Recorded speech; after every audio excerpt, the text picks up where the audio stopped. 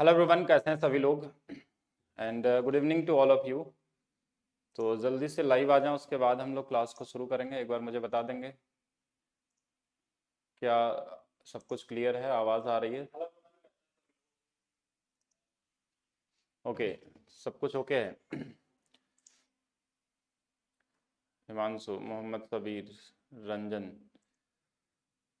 कैसे हैं सभी लोग। तो आज हम लोग पिनेकल बुक सोल्यूशन का प्रॉफिट लॉस वाला टॉपिक करेंगे, स्टार्ट करेंगे और यहाँ चीज़ें सीखेंगे किस तरीके से क्वेश्चन आपको एग्जाम में लगाना चाहिए। अभी मेंस का एग्ज़ाम है आप लोगों का, बहुत सारे लोगों का, जिससे कहना था कि दोनों चीज़ें एक साथ चला जाए, उधर ज्योमेट्री के साथ साथ हम लोग ये भी करते रहे।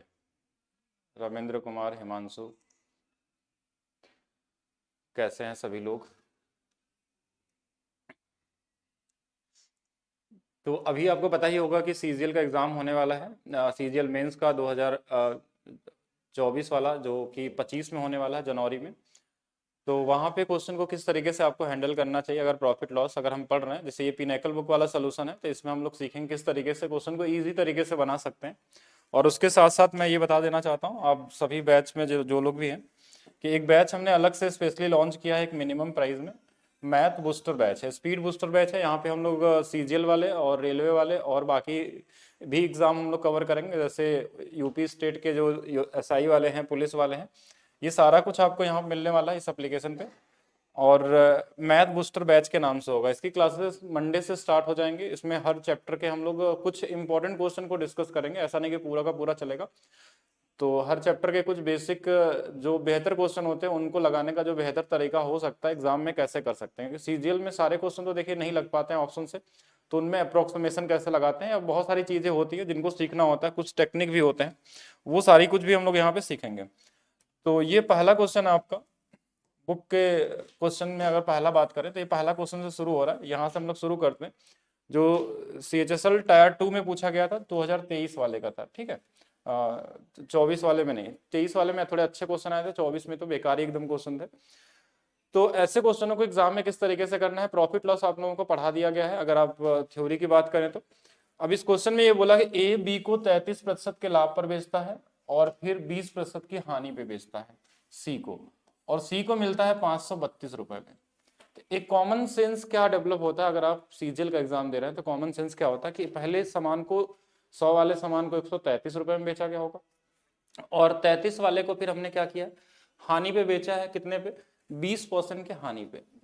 यानी कि अगर 133 से 20% का हानि होगा तो 133 का जो 20% होता है वो कितना होता है, लगभग 13.6 के आसपास आ जाएगा, या 13.3 के आसपास आ जाएगा। और इसमें हम लोग क्या करेंगे, उसका डबल घटा देंगे, यानी कि लगभग 26 घटा देंगे तो 105 या 106 रुपए के आसपास आएगा। बस अप्रोक्स, एग्जैक्ट नहीं लगा रहे हैं हम। तो 106 यूनिट की वैल्यू हमारे पास लगभग ये है, तो 100 यूनिट की वैल्यू थोड़ा सा इससे कम होना चाहिए, यानी इससे कम होगा। तो इससे ये पता चल गया कि ये दो ऑप्शन गलत है हमारे। अब कैसे सोचना होता है एग्जाम में वो जानना जरूरी है। अगर हमारे पास 106 यूनिट अप्रॉक्स की वैल्यू अगर इतना है, 532 है, तो ये दोनों आंसर गलत है। और थोड़ा सा ही डिफरेंस पे 100 है, तो थोड़ा सा डिफरेंस पे हमारे पास 500 हो जाएगा, ये वैल्यू नहीं होगी। जिस तरीके से ऑप्शन इसका दिया था आपके एग्जाम में, मैंने उसके हिसाब से सोचा और बताया कि कैसे सॉल्व करना है। अच्छा, दूसरा क्या हो सकता है आपके पास, अगर आप सॉल्व भी करना चाहते हैं तो ऐसा भी कर सकते थे नॉर्मली, कि 100 वाले सामान को पहले हमने 133 में लिखा था, और 20% का हानि मतलब 5 वाली वस्तु को हमने 4 में बेचा था। तो ये वाली वैल्यू 500 है और ये वाली वैल्यू हमारे पास 532 हो जाएगी, ठीक है। ये वाली वैल्यू हमारे पास, और इसकी वैल्यू आपको क्वेश्चन में ही दिया था 532, मतलब ये इससे एक गुना पे, तो ये भी एक गुना पे, आंसर कितना आ जाएगा 500। ये भी हो सकता था कि छोटा क्वेश्चन था तो इजी तरीके से हम देख सकते थे ये कैलकुलेशन किस तरीके से आपको करना है। रेशियो से भी आपका इजी है। बाकी आप अगर आपका अप्रोक्सीमेशन अच्छा है तो एग्जाम में क्वेश्चन को लगाना नहीं पड़ता है, मल्टीप्लाई भी नहीं करना पड़ता है। कॉमन सेंस बोलता है 133 बढ़ा दिया, 20 घटा दिया, अप्रोक्स 100 के आसपास थोड़ा सा ज्यादा होगा, तो इससे बड़ा आंसर तो ये दोनों बेकार ही दिए हुए हैं, इसका कोई मतलब बनता नहीं है। तो ये कॉमन तरीके से सोच के भी लगाते हैं तो एग्जाम में हो जाता है, ठीक है। तो ये ईजी वैसे भी क्वेश्चन था। नेक्स्ट क्वेश्चन, ये भी सीजीएल मेंस 2023 का पूछा हुआ क्वेश्चन है कि बी ने एक थोक विक्रेता से 180 रुपए प्रति किलो के दर से चावल 15 किलो खरीदा, फिर वजन 950 ग्राम का उपयोग करता है। फिर बी ने इसी को 180 रुपए प्रति किलोग्राम की दर से बेचा, लेकिन 1 किलो के जगह पे 750 ग्राम का, यानी ये वेट वाला आपको एक टाइप पढ़ाया गया था डिसऑनेस्ट वाले जो कस्टमर या शॉपकीपर वाले जो क्वेश्चन थे। तो जब ये खरीदता है, आप खुद से सोचिएगा, जब ये खरीदता है तो उस समय ये इसको हानि पे दे देता है, यानी कि 1000 ग्राम की वैल्यू की जगह पे ये इसको 950 ग्राम देता है, ठीक है। लेकिन जब ये बेचने जाता है ना खुद, तब ये 750 ग्राम का रुपए के बदले में 1000 का ये प्रॉफिट ले लेता है, मतलब 1000 में बेच देता है। अब दोनों को हम सक्सेसिव है तो काट लेंगे, जो जो नंबर जिससे कट जाएगा, 5 से ये 15 बार में और 5 से ये 19 बार में, यानी ओवरऑल जो इसका लाभ देखा जाए तो 4 यूनिट का है 15 पे। और 1/15 अगर आप सीजीएल की तैयारी कर रहे हैं तो 1/15 की वैल्यू सबको आनी चाहिए, ठीक है। 1/15 की वैल्यू हमको पता होनी चाहिए। तो हम बस इसमें हमने क्या किया कि 4 का गुणा कर लिया 6.62/3 में, तो ये लगभग 24 और 8 यानी कि 2 बार, यानी कि 26.67 के आसपास आ जाएगा, जो ऑप्शन नंबर डी आपका है। इजी तरीके से कर सकते थे, कॉमन है, इसका मैंने सारा अप्रोच बता दिया है कॉन्सेप्ट के अंदर में, मैथ्स फाउंडेशन में, कि कैसे ऐसे क्वेश्चनों को लगाया जाता है और हर बार ही क्वेश्चन इस पे पूछे जाते हैं, ठीक है। नेक्स्ट क्वेश्चन की तरफ चलते हैं। नेक्स्ट क्वेश्चन देखिएगा क्या है क्वेश्चन।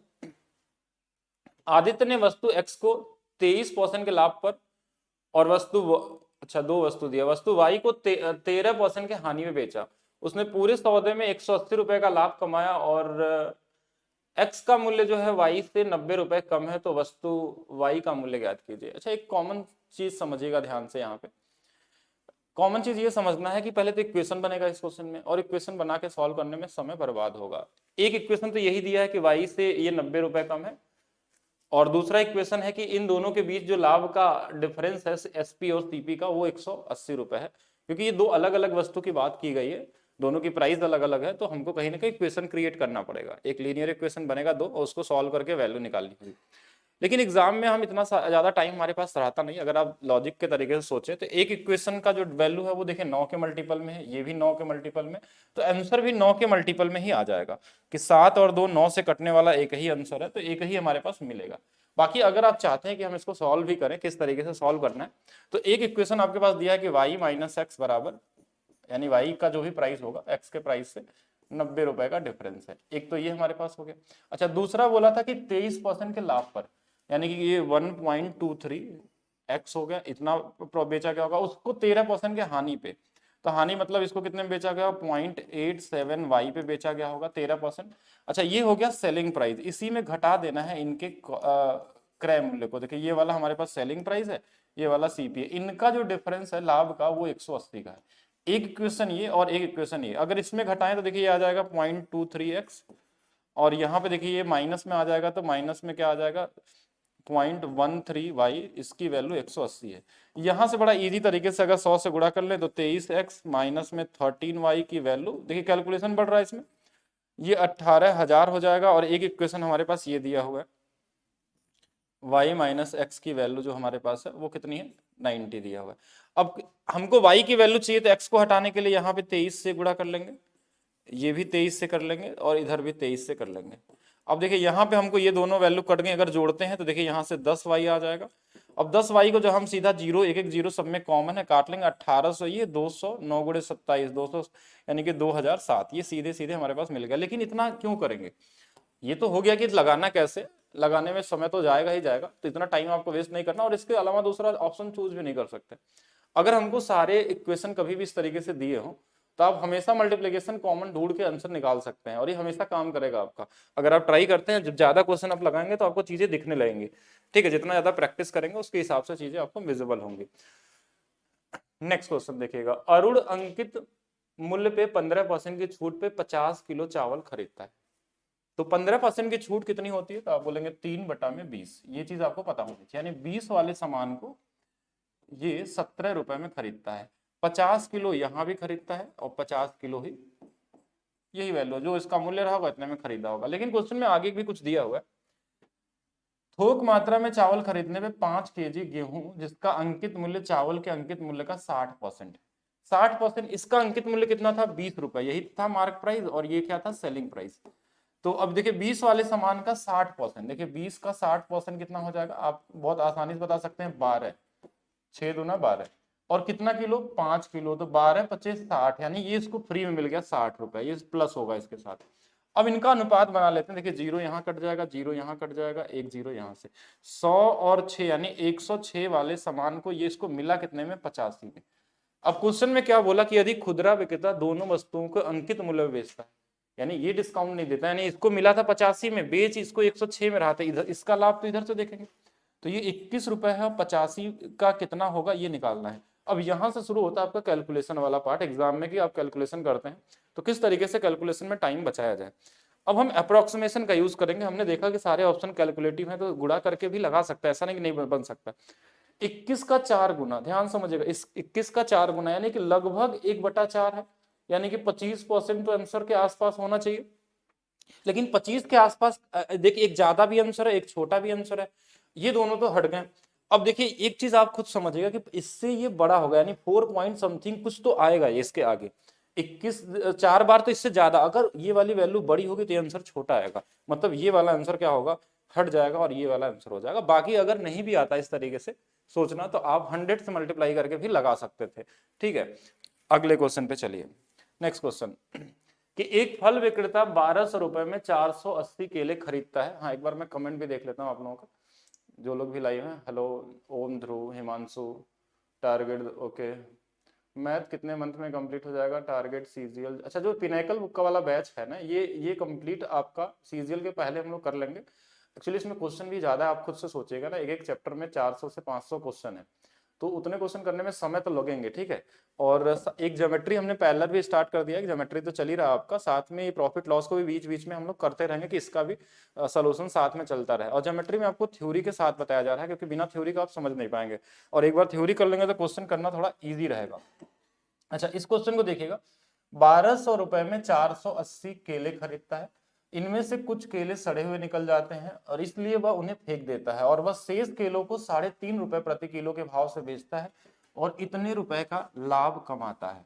अब ऐसे क्वेश्चनों में देखिए क्या बोला, फेंके गए केलों का प्रतिशत निकालना है, हमको ओवरऑल क्या निकालना है कि जितना केला फेंका गया उसकी वैल्यू अगर आपने निकाल लिया तो आप बता सकते हैं। अच्छा, नॉर्मली इसका कॉस्ट प्राइस कितना रहा होगा, हम इसमें इसको भाग दे देंगे, देखिए 12 चौक 48, 40 से भाग दे देंगे यानी 2.5 हो जाएगा, ये कॉमन चीज है। बेचा कितने में गया, 3.5 रुपए में, यानी कितने का लाभ ले रहा है ये, तो बोलेंगे 1 रुपए का लाभ ले रहा है, और इसके हिसाब से इसको 396 रुपए का लाभ हुआ है। और यहां देखिए 480 केले थे और 396 रुपए का लाभ हुआ। अगर 1 रुपए का लाभ पे बेचता, अगर कोई केला सड़ा नहीं होता तो यहाँ 480 रुपए का बेचता, यानी कि इनके इनके बीच का जो डिफरेंस है 80 और 4 हमारे पास 84 का हो गया। यानी कि अगर कोई केला नहीं फेंका गया होता तो लाभ हमारे पास कितना होता, हमारे पास कितना होता कि ये वैल्यू थोड़ी ज्यादा हो जाती, कि 84 ज्यादा हो जाता। तो ये जो 84 का लाभ हमारा कम हो गया, इसके पीछे का लॉजिक क्या है कि ये इसकी मूल्य कितना था, 3.5 रुपए, 3.5 से हमने भाग दे दिया तो 24 केले इसने क्या किए थे, फेंक दिए थे। अब ये 24 केले जो है ना, इस 48 का 480 का कितना होगा, बस वही आपको बता देना था, 1/20 यानी कि 5% होता है। कॉमन क्वेश्चन है, कॉमन सेंस से बस लगाना है, ज्यादा कैलकुलेटिव करने की कोशिश करेंगे तो समय ज्यादा लग जाएगा। फिर से समझिएगा, एक का मूल्य हमारे पास 2.5 रुपए के हिसाब से था, बेचा गया 3.5 यानी कि 1 रुपए का लाभ, यानी कि 396 सभी पे। ये 84 का डिफरेंस क्यों आ रहा, क्योंकि ये देखिए अब ये 84 का डिफरेंस, क्योंकि कुछ केले यहाँ पे सड़ गए, नहीं तो 84 रुपए और लाभ मिलता है इसको। अब 84 रुपए और लाभ मिलता है, यानी कि कितने, 3.5 के हिसाब से कितने, 24 केले मतलब और रहते तब 84 रुपए का लाभ मिलता। तो ये 24 जो केले हैं ये कितने हैं, बस यही पूछा गया था। अगर आप इसका सोल्यूशन बुक में ढूंढेंगे तो आपको हर जगह कैलकुलेटिव ही मिलेंगे, जितने भी क्वेश्चन में बता रहा हूं आप एक बार ट्राई करके देखिएगा। चलिए, एक दर्जी अपने, देखिए फिर से वही आ गया हमारे पास, चोरी वाला जो क्वेश्चन आता है, जब ये कपड़े अपने अस्तर के कपड़े खरीदता है तो अपने मापने वाले टेप का उपयोग करके बेईमानी करता है, और जैसे मान लीजिए जब आप खरीदने जाते हैं तो 100 के जगह पे वो 105 सेंटीमीटर का पैसा ले लेता है, ठीक है। मतलब एक तरीके से जब आप बेचता है वो, तो वो क्या करता है, 95 के जगह पे 100 का दे देता है। ये उल्टा लिखते हैं हमेशा, देखिए ये वाली वैल्यू उल्टा लिखते हैं, ये इससे कट गया, अगर इसको काटा जाए तो ये 5 से देखिए 19 बार में, और 5 से कितने बार में, 21 बार में, यानी यहां से इसको लाभ हो रहा है 2/19। इससे ये पता चल गया कि नीचे में 19 प्राइम नंबर है, तो ये कहीं जाएगा नहीं और आंसर में कहीं ना कहीं छुपा हुआ दिख जाएगा आपको, ठीक है। तो इससे पता चल गया कि 3 ऑप्शन आपके गलत हैं, आपको पूरा तरीके से सॉल्व करने की जरूरत नहीं है कि इसमें अब 100 से गुणा करके हम भाग दे ही हम डायरेक्ट भी बता सकते थे क्योंकि एक ही ऑप्शन में 19 था, अगर 19 और भी ऑप्शन में होता तो हम इसमें 100 से मल्टीप्लाई करते, फिर उसके बाद हम सोचते हैं किस तरीके से लगाना होता है। ठीक है, आगे चलिए और आगे चलते हैं नेक्स्ट क्वेश्चन की तरफ। रिनी ने दो रंग C1 C2 2 3 के अनुपात में मिलाया। ठीक है, अब ये बेसिक जेएसएम वाला प्रॉपर्टी है कि 2 और 3 का अनुपात था, दोनों मिला के कितने होंगे 5 हो जाएंगे। C1 का मूल्य 500 था तो इसका मूल्य 500 था। अच्छा, C2 का मूल्य दिया और दोनों रंगों के मिश्रण का मूल्य दिया था 650, और हमसे ये वाला पूछा गया होगा, यही पूछा गया ना जिसपे उससे ना तो कोई लाभ ना हानि होता, दूसरे रंग अर्थात C2 के प्रति इकाई मूल्य ज्ञात करें। अब इसमें जेएसएम में क्या होता है कि हम छोटे वाले को आंसर मान लेते हैं, तो हमने मान लिया कि ये जो 500 है इससे ये कितना कम है, तो आप बोलेंगे 150 कम है।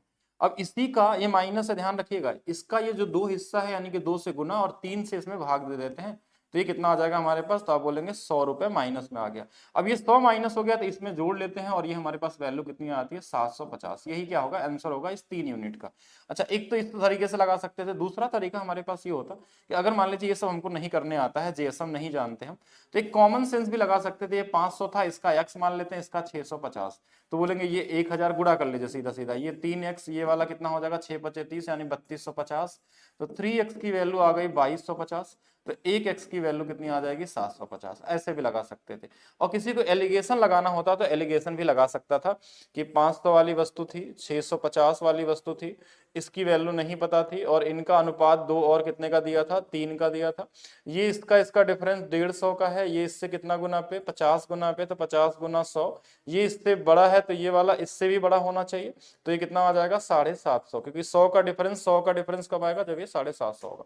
एलिगेशन लगा सकते हैं, जेएसएम लगा सकते हैं, एलिगेशन 2 लगा सकते हैं जो मैंने ये वाला बताया, ये बहुत जगहों पे अप्लाई होता है परसेंटेज के क्वेश्चन में, इसके अलावा भी कई जगहों पे लगाते हैं हम लोग। नेक्स्ट चलते हैं, नेक्स्ट क्वेश्चन देखिए क्या है क्वेश्चन। शैलेश कुमार बताइए, एक दुकानदार ने 120 रुपए प्रति दर्जन की दर से 1600 आम खरीदे और 900 आम 15 रुपए की दर से और शेष आम 14 रुपए के दर से खरीदे। ये तो कॉमन क्वेश्चन हो गया, इसमें मतलब कुछ ऐसा नहीं, कब है सीजीएल का पूछा हुआ क्वेश्चन है। तो अब ये देखिए 120 रुपए दर्जन है, दर्जन मतलब 12 किलो का मूल्य, यानी 1 किलो का मूल्य 10 रुपए होगा, यानी कि कितने में खरीदा था, तो आप बोलेंगे सीपी तो हमारे पास आ गया 16,000। अच्छा, बेचा कितने में वो निकाल लेना है, 15 नमा 135, और बचा कितना इसमें से, अगर 1600 था तो 700 और बच गया, तो 1498 यानी कि 135 13,500 और 9800, इनको बस जोड़ देना है।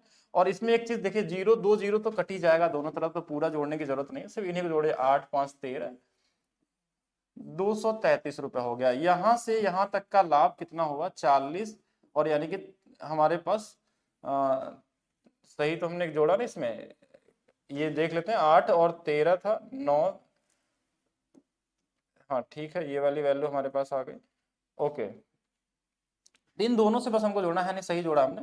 73 जो होगा 160 का कितना हो जाएगा, यही चीज आपको निकाल देनी है। अब इसमें भी पूरा कैलकुलेशन नहीं करना है, बस भाग देना है आपको कि ये कितने बार जा सकता है। ठीक है, ये वाली वैल्यू देखना हमको कितने बार भाग जा सकता है। अच्छा, 1 0 रहेगा यहाँ पे, तो 16 चौक के 64 यानी कि 4 बार जाएगा, तो हम ये वाला ऑप्शन और ये वाला ऑप्शन उड़ा देंगे। अच्छा, इसके बाद हमारे पास बचा कितना 6 और 3 9, यानी कि 5 बार और जा सकता है, यानी ये वाला ऑप्शन भी गलत हो गया। पूरा भाग नहीं देना होता कभी भी एग्जाम में, अगर आपको कभी भी अप्रॉक्स आंसर पूछा है तो आप भी अप्रॉक्स ही लगाइए, कोई जरूरत नहीं है कि पूरा एग्जैक्ट वैल्यू निकालें दशमलव के 2 अंकों तक, कोई उससे फर्क नहीं पड़ने वाला है। ठीक है, तो कॉमन तरीके से जा सकते थे। आगे चलते हैं नेक्स्ट क्वेश्चन की तरफ। नेक्स्ट क्वेश्चन, एक दुकानदार ने 3600 रुपए में एक निश्चित संख्या में सेब खरीदे और 1/5 भाग 10% की हानि। बड़ा फेवरेट क्वेश्चन है प्रॉफिट लॉस का ये, और कई बार आपको देखने को मिलेगा, इसमें हमेशा जेएसएम का ही रूल अप्लाई किया जाता है। अगर आप ऐसे करेंगे तो इजी तरीके से सॉल्व हो जाता है। जैसे यहाँ 1/5 को दिया है, फिर बोला शेष का 1/4, 4 है यहाँ पे, 2/3 है, यानी कि 3 से 5 से और 4 से कटने वाला नंबर कोई भी ले लेंगे। मान लेते हैं कि 60 आर्टिकल था इसके पास, कितने आर्टिकल था 60। पहला क्या बोला, इसका 1/5, इसका 1/5 भाग बोला कितना, तो 12 हो जाएगा। अच्छा, शेष कितना बचा था, आप बोले 48, 48 का कितना 1/4, तो वो भी 12 हो जाएगा। अच्छा, फिर उसके बाद क्या बोला था, उसका 2/3 यानी कि बचा कितना 12 12 24 हो गया, तो बचा कितना हमारे पास 36, 36 का 2/3 कितना होगा तो 24 हो जाएगा। अच्छा अब देखिए 24 24 48 बचा कितना 12। इनका अनुपात बनाइए हमेशा 1:1:2:1 का, सभी मिला के कितने हो गए तो आप बोलेंगे 5 हो गया। अच्छा पहला वाला 10 के हानि पे यानी -10। अच्छा दूसरा वाला क्या था 5% के हानि पे -5। तीसरा वाला क्या था 15% के लाभ पे +15। इसको कितने के लाभ पे बेच दें जो हमको नहीं पता है कि टोटल 27% का लाभ हो जाए। ये पैटर्न फिक्स है, हमेशा ऐसा ही आता है। कभी कभी इधर वाला वैल्यू पूछ लेता है, कभी कभी इनके बीच में कोई एक रैंडम नंबर दे देगा और पूछा जाएगा। अब देखिए यहां से निकाला जाए कि इस पे कितने के लाभ पे बेचा जाता है, तो एक बार इसको निकाले। देखिए -10 और 15 -15 और ये वाला 30 बराबर में हमारे पास 135 हो गया। अच्छा इस x को भी यहाँ पे लिखे रहेंगे जिससे कि आपको आइडिया रहेगा।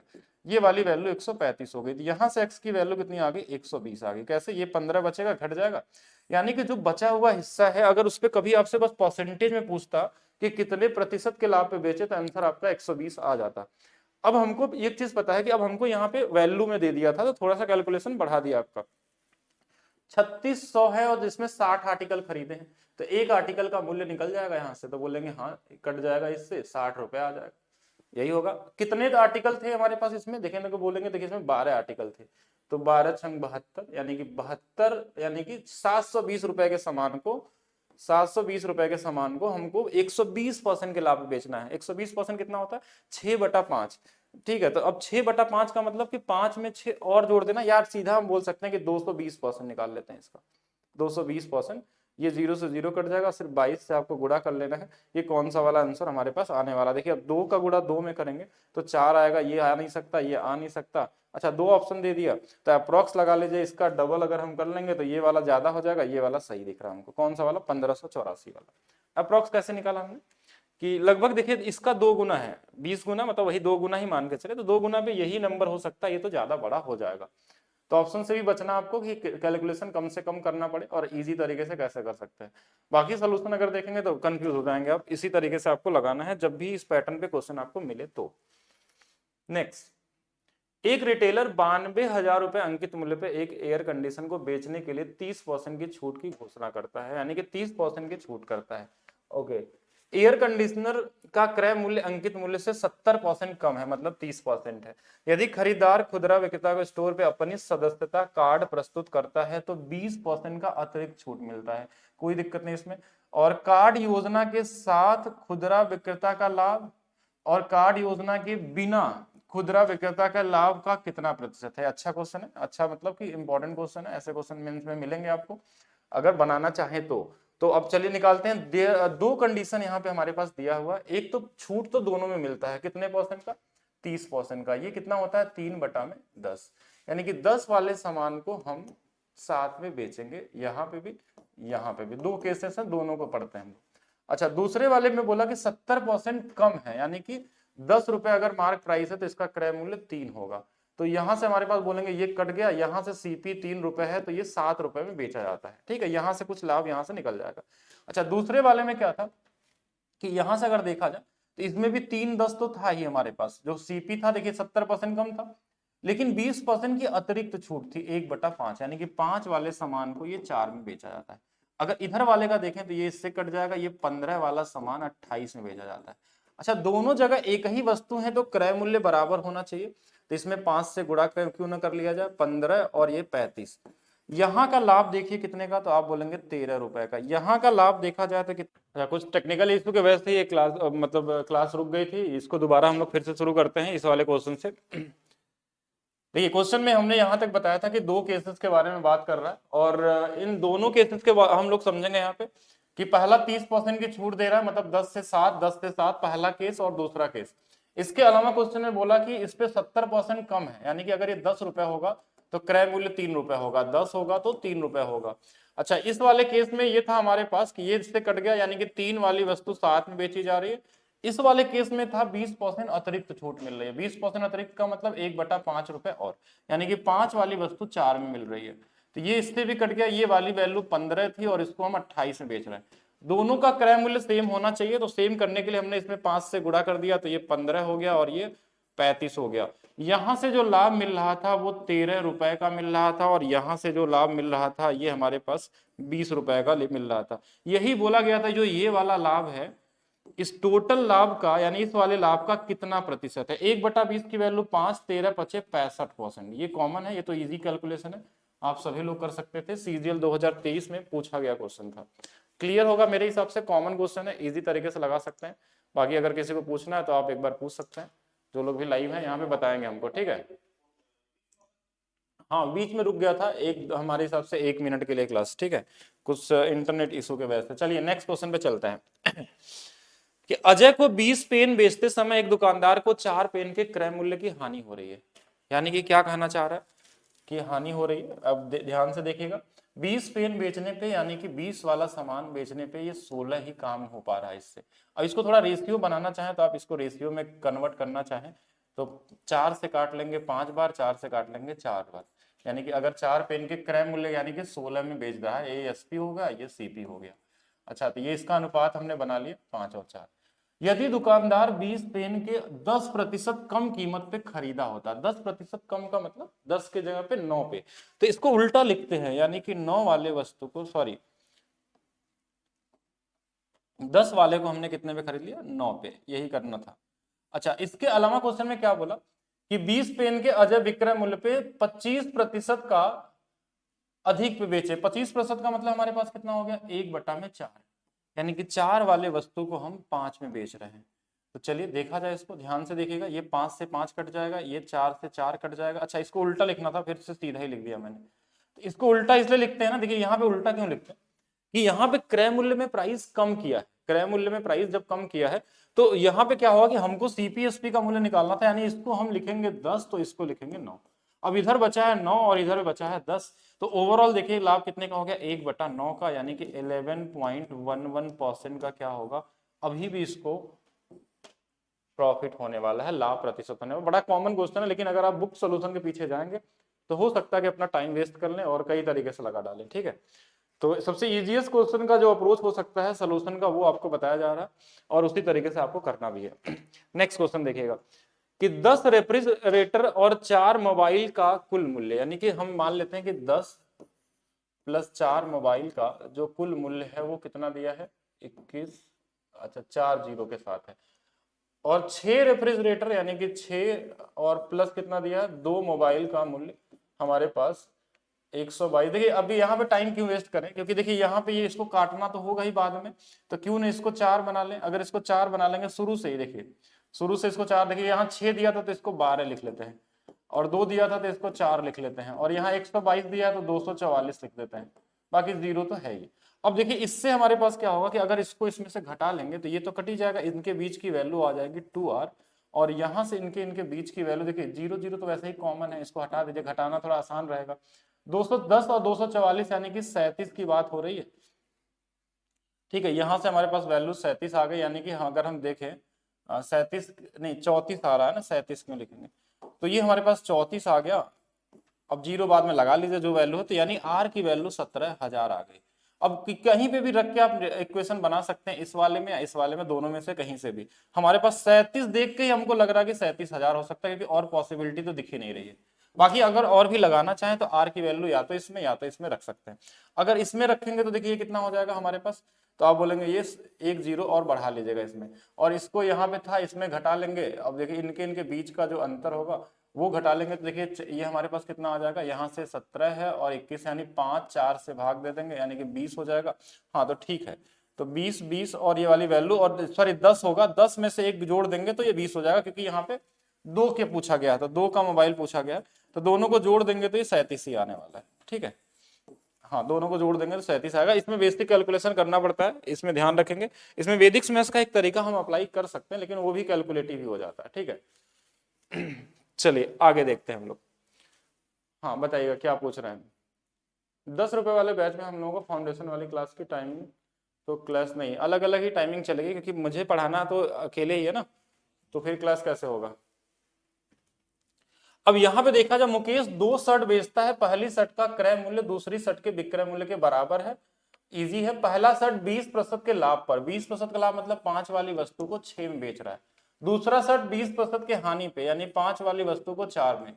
बोला ये दोनों आपस में बराबर है, इसका क्रय मूल्य इसका विक्रय मूल्य। देखिए क्वेश्चन बोला पहली शर्ट का क्रय और दूसरे का विक्रय, बराबर मतलब इसका 4 इसमें 5 में, देखिए इसका 4 से गुणा कर लेंगे और इस वाले में इसमें 5 से कर लेंगे। तो अब क्या पूछा गया था वो देख लेंगे क्वेश्चन में। पहली सेट का विक्रय मूल्य यानी कि 4 × 6 24 आ जाएगा, ये विक्रय मूल्य इधर होगा और इधर में सीपी होगा। अच्छा दूसरे सेट का फिर क्रय मूल्य पूछा होगा, तो यानी कि 5 × 5 कितना आ जाएगा 25 हो जाएगा। इसमें भी तो गुणा होगा क्योंकि 4 से इसमें भी होगा 5 से इसमें भी होगा, तो ये वाला 25 और ये वाला 24 इनका अनुपात पूछा गया था। ये तो वैसे ही इजी है। अच्छा एमटीएस में दिया है ना, तो एमटीएस में इजी आ जाते हैं, कैलकुलेटिव कहीं भी हो सकता है। नेक्स्ट, अक्षय के पास 30 वस्तुएं हैं, प्रत्येक का क्रय मूल्य समान। उसने प्रत्येक वस्तु को का मूल्य उसके क्रय मूल्य से 30% अधिक अंकित किया है। पहला लाइन 30% अधिक किया है, इसको हम क्या लिखते हैं 3/10, यानी 10 वाले सामान को अगर हम 3 अधिक लिखेंगे तो 13 हो जाएगा। ठीक है, उसने प्रत्येक वस्तु में 15 वस्तुओं को 20% के छूट और 15 वस्तुओं को 10, यानी 2 केसेस बना दिए तो 2 केस बना लीजिए। अच्छा दोनों का प्राइस बढ़ा ही होगा, एक पे 20% का छूट है मतलब 1/5, यानी 5 वाली वस्तु को ये 4 में बेचा। ठीक है, अच्छा दूसरे वाले में 10% की छूट है, यानी कि 10 वाले वस्तु को इसने 9 में बेच दिया। यहां से देखा जाए तो 50 वाला 52 में बेचा गया है, और यहां से देखा जाए तो 100 वाला हमारे पास 117 में बेचा गया है। ठीक है, 117 में। यहां से जो लाभ हमारे पास है और यहां से एक बार इसको चेक करते हैं कि इसको भी 100 बना लेते हैं थोड़ा इजी करने के लिए, कि देखिए 100 बना लेंगे तो ये 104 हो जाएगा, क्योंकि दोनों 15 ही थे, यहाँ भी 15 थे, इसलिए दोनों को 100। देखिए यहाँ से 4 रुपए का लाभ और यहाँ से 17 रुपए का लाभ, 17 और 4 मिला के कितना हो जाएगा 21 रुपए का लाभ हो रहा है। क्वेश्चन में दिया है कि कुल लाभ 630 है, ये इसका कितना गुना, तो आप बोलेंगे ये इसका 30 गुना पे है। तो हमारे पास 100 यहाँ और 100 यहाँ, मतलब 15 यहाँ 15 यहाँ, यानी कि 200 सभी सामानों का जो मूल्य हो जाएगा वो कितना हो जाएगा 6000 हो जाएगा। पूछा गया प्रत्येक वस्तु के क्रय मूल्य, कितनी वस्तुएं थी 30 थी, 30 से भाग दे दीजिए, 30 दूना 60, यानी कि 200 रुपए प्रत्येक वस्तु का मूल्य था। एक कॉमन क्वेश्चन है, इजी है, लेकिन अगर आप इसको 100 मान के लगाएंगे तो सारे क्वेश्चन मुश्किल बन जाएंगे। ठीक है, रेशियो का यूज करना है जिससे कि आप क्वेश्चन को इजी तरीके से कर पाए एग्जाम में। ठीक है, चलिए आगे देखते हैं। नेक्स्ट देखा जाए, एक बेईमान व्यापारी चीनी को 40 रुपए प्रति किलो बेच रहा है। फिर से बेईमान वाला आपको पूरा पढ़ाया गया, एक अलग से क्लास ली गई थी बेईमान दुकानदार वाली, और सारे क्वेश्चन अगर पढ़े तो बना सकते हैं इसमें। 40 रुपए प्रति किलो में बेच रहा है, यानी कि हाँ जिसमें बता रहा है 5 रुपए किलो का नुकसान में बेच रहा है। इसका मतलब ये कहना चाह रहा है कि हम बेच रहे हैं 40 रुपए में, लेकिन ये है 45 का, 5 रुपए का नुकसान तभी होगा। इनका अनुपात बना लीजिए, 5 9 45, 5 8 40, इसको छोड़ दीजिएगा। ठीक है, बस एक ही लिखिएगा। और वेट में क्या किया है, 1 किलो के जगह पे 800 ग्राम। हमेशा उल्टा लिखते हैं, ये चीज आपको सिखाई गई है क्लास में, उल्टा लिखते हैं, यानी कि 4 से 5 का लाभ अलग से कमा रहा है, जो कट जाए उसको काट दीजिए। तो 9 वाला सामान हमारे पास 10 में बेच रहा है, तो कितने का लाभ होगा 1/9, 11 होल 1/9%, या फिर 11.11% ही हमारा क्या होगा आंसर होगा। इजी है, इजी तरीके से कर सकते हैं। ये वाला आंसर हमारे पास क्या होगा, सही आंसर होगा, एक कॉमन क्वेश्चन। चलिए आगे चलते हैं नेक्स्ट क्वेश्चन पे। एक महिला ने अपना ईयरफोन 2000 में बेचा और क्रय मूल्य का संख्यात्मक मूल्य के बराबर प्रतिशत लाभ होता है। ये जब प्रॉफिट लॉस पढ़ाया गया था तो ये क्वेश्चन नहीं आया था, इसलिए इस टाइप को नहीं पढ़ाया गया। वैसे मिसलेनियस में हम लोग क्वेश्चन नहीं किए, वहां पे क्वेश्चन ये दिया गया था, आप किसी ने पूछा भी नहीं, लेकिन इसका बड़ा यूनिक ट्रिक होता है ऐसे क्वेश्चनों का, कि जब हमारे पास सीपी जो हो वो प्रॉफिट परसेंटेज का वैल्यू बराबर हो। जैसे मान लीजिए अगर 100 रुपए का सामान हो तो लाभ भी 100% होगा, 300 का सामान है तो लाभ भी क्या होगा 300% होगा। ऐसा कंडीशन अगर दिया रहे क्वेश्चन में तो क्वेश्चन मान लीजिए कि मुश्किल नहीं, इजी है। अगर बेसिक से लगाएंगे तो ये द्विघात समीकरण बन जाता है, जहां आपको टाइम लगता है। ऑप्शन से भी लगा के ट्राई किया जा सकता है, हिट एंड ट्रायल, लेकिन उसमें भी समय लग जाता है। ऐसे क्वेश्चनों में आपको इसका फैक्टर बनाना है हमेशा, जो भी हमारे पास सेलिंग प्राइस दिया होगा उसका फैक्टर बनाना है, और ऐसा फैक्टर बनाना है कि डिफरेंस 10 का आना चाहिए। किसका आना चाहिए 10 का आना चाहिए। तो हमने बोला एक 50 और एक 40, ठीक है, एक 50 और एक 40, 10 का डिफरेंस मिल गया। तो ये जो x का मान आएगा ना क्वाड्रेटिक इक्वेशन बनाने पे, वो दोनों यही आने वाले हैं, इसमें कौन सी वैल्यू लेते हैं, छोटी वाली वैल्यू लेते हैं आंसर में, और इसी जो 10 का डिफरेंस था इसमें 10 हम जो लगा लेते हैं पीछे और यही आंसर हो जाता है। ये वाली वैल्यू भी होती है आंसर में, लेकिन ये माइनस में आता है, एक प्लस एक माइनस में, तो माइनस में तो होगा नहीं, तो इसलिए हम क्या लेते हैं, पॉजिटिव वाली वैल्यू, जो छोटी वाली वैल्यू आती है। ये हमेशा काम करेगा। ऐसे क्वेश्चन आज से लगभग 10 साल पहले पूछे गए थे, और अभी 2022 वाला क्वेश्चन था, मैंने अभी आज पहली बार देखा इसको, ठीक है, कि ऐसा क्वेश्चन फिर से आ रहा है। तो ध्यान रखिएगा, कभी भी सेलिंग प्राइस दिया हो और आपको इस तरीके से बनाया जाए, ठीक है, तो इस तरीके से हम लोग कर सकते हैं इजी तरीके से, और इसमें कई कंडीशन हो सकते हैं और भी अलग अलग तरीके से, तो उसको एक बार जरूर चेक करिएगा कि कहीं कहीं इसमें हम लोग अगर हानि होती है तो उसमें डिफरेंस के जगह पे हम लोग योग देखते हैं, और कई सारी चीजें होती है। जब भी कभी इसमें टाइम मिलेगा तो हम लोग अलग से इस पे वीडियो बनाएंगे, ठीक है, अगर क्वेश्चन ज्यादा होगा तो। नेक्स्ट क्वेश्चन पे चलते हैं। क्वेश्चन में बोला निकटतम पूर्णांक में चाहिए आंसर, यानी कि ये खुद ही अभी अप्रोक्स में लगाया हुआ है, इसको एक्चुअल आंसर इसमें है ही नहीं कोई, तो कोई यूनिट डिजिट और ये सब काम नहीं करने वाला है। अगर कभी भी निकटतम में ही आंसर में दिया है, कौन से एग्जाम में, सीएचएसएल का, तो अगर निकटतम में ही वैल्यू दिया हुआ है तो आप क्यों एग्जैक्ट लगाने की कोशिश करके अपना कैलकुलेशन करके दिमाग खराब करेंगे एग्जाम के अंदर में। आप भी क्या लगाइए, निकटतम वैल्यू में ही आंसर सॉल्व करिए। क्वेश्चन में क्या बोला, एक निर्माता एक वस्तु को 11% के लाभ पे बेचा, फिर उसने उसको 15% के लाभ पे किसी और को बेच दिया, फिर 19% के लाभ बेचा, मतलब सक्सेसिव चेंज हो रहा है। और जिस तरीके का नंबर दिया 111, 115, 119, इसका गुणा करने में आपको एग्जाम में तो टाइम वेस्ट हो जाएगा। अच्छा, हो सकता है आप 3 मिनट बर्बाद कर दें ऐसे क्वेश्चनों के लिए, और मैक्सिमम लोग करके भी आते हैं कि गुणा करेंगे और उसके बाद लगाएंगे अप्रोक्स, तो समय लग जाएगा। एक कॉमन सेंस सोचिए कि ये अप्रोक्स दिया तो आप भी अप्रोक्स लगाइए। कैसे कि अगर 19 और 11 30 और 15 45% तो बढ़ेगा ही बढ़ेगा, लेकिन सक्सेसिव में क्या होता है, XY/100 थोड़ा और बढ़ता है। हम मान लेते हैं कि थोड़ा और बढ़ा होगा, इनको मिला के 50%, हम एग्जैक्ट नहीं मान रहे, हमने माना कि 50% बढ़ गया होगा। अगर कोई चीज 50% से बढ़ती है लगभग 1/2 से, तो घटती कितने से है, तो बोलेंगे 1/3 से। ये भी लगभग ही हम लगा रहे हैं, एग्जैक्ट 50 तो है ही नहीं, हो सकता है 50 से थोड़ा कम हो या थोड़ा ज्यादा भी हो सकता है, हमने बस लगभग बता दिया। 1/3 से इसको घटा देंगे तो इसमें पूरा 3 से भी भाग नहीं देना, ऐसे ही भाग दे दिया, 3 × 5 = 15, 2 बच गया, यानी 3 × 6 = 18, यानी अप्रोक्स मान लीजिए 5600। आप भी क्यों एग्जैक्ट गुणा करेंगे, आप 5600 इसमें घटा लीजिए, थोड़ा 5600 घटाइए, पहले 5000 घटाएंगे तो 12000, 600 और घटाएंगे यानी 11000 समथिंग आंसर आएगा। और ऑप्शन तो देखिए कितना दूर दूर दिया हुआ है, 15000, 10000, 11000, एक ही आंसर है, यही होगा ही होगा। अगर ये ऑप्शन एकदम पास में दिए होते, अगर एग्जामिनर चाहता कि पास में, तो आपको पूरा सॉल्व करना पड़ता। किस तरीके से कि पहले हम लिखते हैं कि 100 वाली वस्तु, या हाँ इस तरीके से लिख लेते हैं, 11 हो 111 हो गई, उसके बाद 15 वाली यानी 20 वाली 23 हो गई, उसके अलावा हमारे पास 100 वाली वैल्यू 119 हो गई, फिर हम इधर वाला गुणा करते हैं और फिर इधर वाला गुणा करते हैं। अब देखिए इतना गुणा तो नहीं कर सकते ना एग्जाम में, अब इसकी वैल्यू क्वेश्चन में दिया था 1705, ये भी एग्जैक्ट वैल्यू नहीं है, तो ये भी एग्जैक्ट वैल्यू थोड़ी ना आ जाएगी, मतलब ये इतना करना पड़ता अगर एग्जामिनर चाहता कि आपसे कैलकुलेशन करवाना। लेकिन उसने ऑप्शन ऐसा रखा था कि आप ऑप्शन को देख के एग्जाम में आंसर सोच सकते थे, ठीक है, कि कौन सा आंसर हो सकता है कौन सा नहीं हो सकता। अगर ये सारे आंसर 11000 के रेंज में दे दिया होता तो फिर आप नहीं निकाल पाते, फिर क्योंकि आपको फिर सॉल्व करना पड़ता, मैं नहीं वो चाहते। लेकिन अगर दूर दूर ऑप्शन है तो आप माइंड को रीड करिए कि सामने वाला क्या चाहता है, ठीक है। पहला चीज, कभी भी निकटतम वाले क्वेश्चन मिले तो आप भी निकटतम तरीके से सोचिए अप्रोक्स कैलकुलेशन कैसे किया जाता है।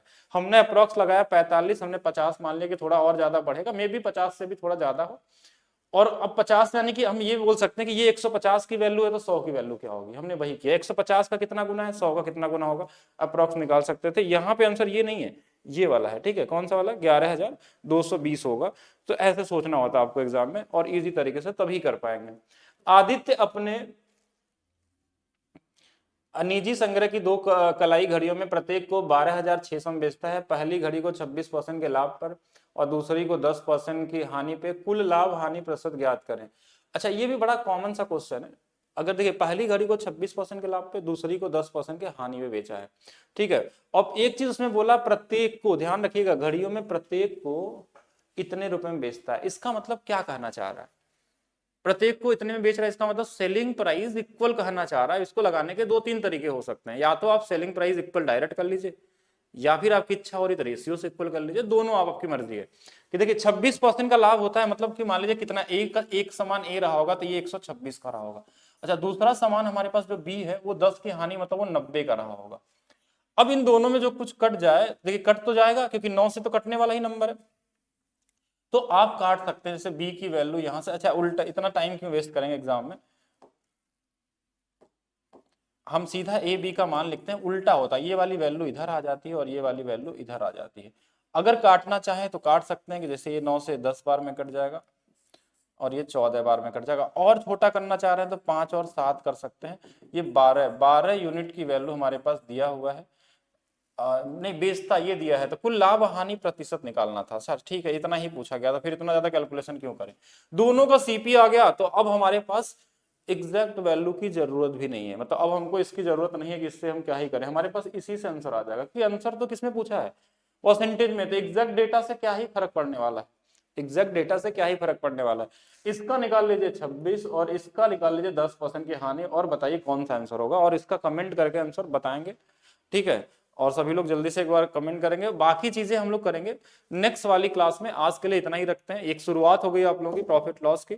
और देखिए मंडे टू फ्राइडे, ठीक है, मंडे टू फ्राइडे हम लोग ज्योमेट्री वाली क्लास और पिनेकल ज्योमेट्री वाला करेंगे, और इसके साथ साथ जो भी क्लासेस होंगी, यानी कि जो बची हुई क्लासेस हैं सैटरडे संडे में प्रॉफिट लॉस को भी साथ में चलाते रहेंगे, कि चीजें जल्दी हो जाए। जिनका एग्जाम अभी है वो थोड़ा इजी तरीके से क्वेश्चन को करना सीखें, कैसे करना है। प्रॉफिट लॉस में ऐसा नहीं कि सारे क्वेश्चन कैलकुलेटिव आते हैं, कुछ क्वेश्चन ऐसे भी होते हैं जो सेकंडों में लग जाते हैं, और कुछ क्वेश्चन ऐसे होते हैं, अगर मैं सेकंड वाला, अभी मैं एग्जाम में जो आपको बूस्टर बैच में जो कराऊंगा वहां पे वही क्वेश्चन हम लेकर आएंगे, जो जो क्वेश्चन को आप उड़ा सकते हैं सेकंडों के अंदर में, ठीक है। और जहां पे कैलकुलेशन करना है तो उसको इजी कैसे कर सकते हैं, बाकी चीजें आप पूरा क्लास में सीखेंगे हर एक क्वेश्चन को। वहां पे हम बस स्पीड बढ़ाना सिखाएंगे, कि ऐसा तो नहीं कि सारे क्वेश्चन एक जैसे लगा सकते हैं आप, कि अगर आपके पास मान लीजिए 25-30 क्वेश्चन आता है मेंस के एग्जाम में, तो 10 क्वेश्चन भी अगर आपने सिंगल लाइन में लगा लिया तो बाकी क्वेश्चन के लिए आपके पास समय बच जाएगा, ठीक है। तो बाकी मिलते हैं नेक्स्ट में, अभी के लिए रखते हैं सिर्फ इतना ही, थैंक यू।